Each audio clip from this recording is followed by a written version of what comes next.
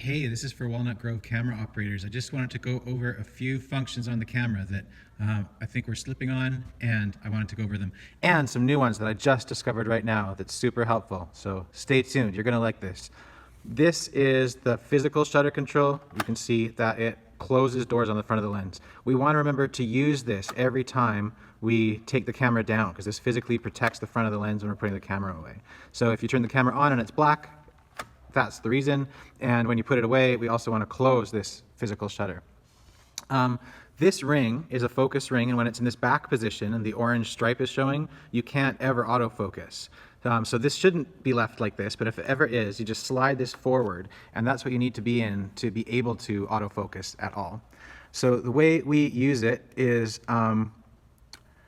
we have autofocus and auto iris. We had been doing manual iris and physically changing the iris ring here. There's a new way to do that now. I'm going to show you it. So we go to auto iris, we're in autofocus,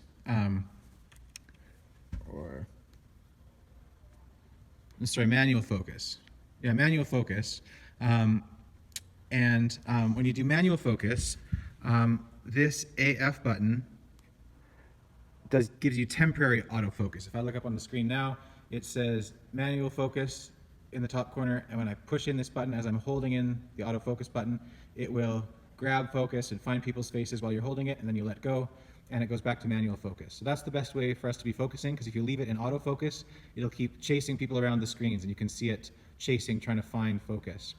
But here's the cool new thing I just discovered for iris. Because I'm in auto iris mode, when I take the plus and the minus and double tap both of them together at the same time, you can see on the screen, I double click and the A for auto goes off. This is not the same as moving it into manual iris. It has to be on auto, but then you have to double click the iris buttons on the remote for it to turn that off.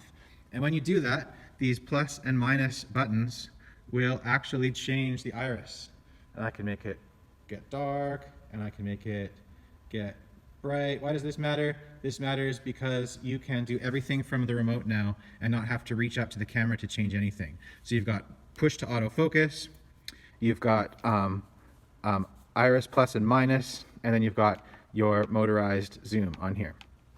On the side here, this can actually be changed to be a manual focus controller instead, but that's pretty sensitive work. I'd rather just push to grab auto, let go, and then keep this as your zoom controller and keep this as your iris controllers. So it's all right here on the remote. Yeah, let me know if you have any questions.